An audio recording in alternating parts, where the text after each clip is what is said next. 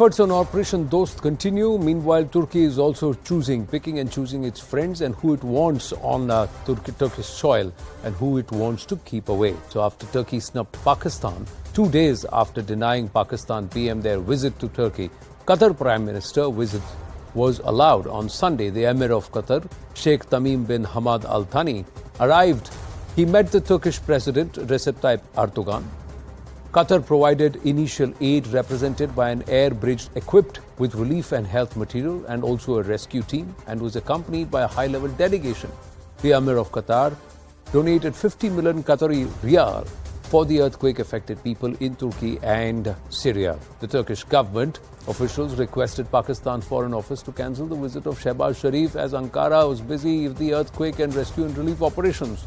Prime Minister Shehbaz Sharif, Foreign Minister Bilawal Bhutto and other officials were supposed to visit the quake-hit Turkey and to express solidarity, but they were asked to just stay back, stay where they are. Qatar was welcome, India is welcome, Pakistan is not. And we stay with Pakistan, we'll get you more details, we'll tell you why.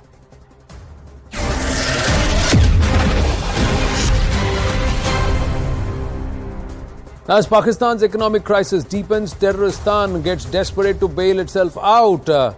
Sources have told CNN News 18 that Pakistan has reached out to the International Monetary Fund again. The Pak IMF deal, there could be a virtual meeting and it's started yet again today. So what has Pakistan told the IMF now? Now they were there for the 9th visit. They couldn't come to a consensus or a deal. Now, once again, they're engaging with them virtually. What have they said? Now, according to a top source in the finance ministry in Pakistan, the federal government has asked the defense ministry about the IMF condition to cut defense budget by 10 to 15%. The defense ministry has responded in the consultation with the Army General Headquarters that only 5 to 10% of the budgets can be cut, and that too in non-combat budget. Pakistan to request security partner countries to fill the gap of $10 to $12 billion as Pakistan security forces are facing internal and external threats. Our forces are engaged on the Pak-Afghan border and have huge threats by the TTP and militants in Balochistan and the Khyber Pakhtunkhwa provinces, the source has added. Islamabad is trying to comply with the fund's, IMF's, tough conditions, and Pakistan is also asking them to request its security partner countries like the US, UAE, Saudi Arabia and China to bail it out of the current economic crisis by depositing $10 to $12 billion in the State Bank of Pakistan. For collection of 170 billion rupees in the remaining period of the current fiscal year, the government will have to impose taxes worth 453 billion rupees, having an annual impact for making collection of the desired amount. The imposition of hiking the GST rate by 1% will fetch about 50 to 55 billion rupees in the remaining period of the current fiscal year. The IMF has also demanded implementation of the revised circular debt management plan by hiking the electricity tariff in the range of 8 to 11 rupees per unit. I'm talking Pakistani rupees. Removing untargeted subsidies under the zero rating industries, doing away with the Kisan package, increasing gas tariff by about 25 to 30% on average, and securing confirmation from bilateral, multilateral and other avenues to generate dollar inflows in the range of 12 to 13 billion dollars.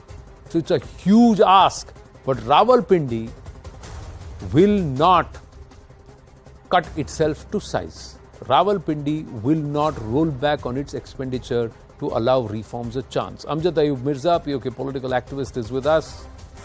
Namaste. Let me ask you, what's the problem with Rawalpindi? If they reduce their influence towards the LOC, if they cut down their investments in proxy war, if they are open about and their generals come back and be honest about not making money out of everything that they do, don't put their finger in the pie as far as public work is concerned, welfare is concerned, you think a cut of 10 to 15% in the defense budget is not possible? Well, as you have already mentioned, that they have agreed, they might agree actually to a 5 to 10% cut in the non-combat budget. But even that is not going to happen because the Pakistan army at the moment has no funds to even implement their counter-terrorism plans. They presented it last month in the National Security Council meeting of Pakistan. And everybody praised the plan. They said this is a very good plan. But then the new army chief, he turned around to the prime minister and said, we do not have enough money to put this in action. So the army is internally already curtailing its privileges and perks. The CMH, the combined military hospitals, have stopped treating retired military officers. And most of the military from Balochistan has been called back actually, because they can't afford to keep them there. The Baloch Saramchars have intensified their attacks on Pakistani forces. 30 odd checkposts in Balochistan's Kolu district alone are now lying vacant. So Pakistan army is in a very bad state, and they can't even handle a local like Tehreek-e-Taliban Pakistan. Pakistani government does not have the will to implement what IMF is asking it to do. And I don't think that this deal is going to go through. Now, the situation of Pakistan is at the moment, like we say, कि 100 जूते भी खाएंगे, 100 प्याज भी खाएंगे, और आखिर में कर्जा भी नहीं मिलेगा. जी. See, what I want to understand, Dr. Amjad Ayub Mirza, is why is Rawalpindi so reluctant? Where is the problem? Who's blocking this? Is it not in the interest of the Pakistani people that the military establishment cuts down its expenditures? So much so that their pensions are also part of the civilian budget. So how much money do they want? They want to bag as much as they can, because the Pakistan army is not in sitting in Rawalpindi GHQ for the benefit and the betterment and the prosperity of its people. They are sitting there to benefit themselves. And the living example is Pakistan's recently retired Army Chief General Bajwa, who has siphoned off more than 12 billion rupees from Pakistan. And today a video has been viral that he has been seen with his family strolling in a mall, shopping mall in Dubai. Similarly, the pizza general, who has siphoned off billions of rupees and opened franchises of pizzas, more than 100 franchises in America. Then there is another army chief, and so on and so forth. So the Pakistan army has nothing to do with the welfare of the people of Pakistan.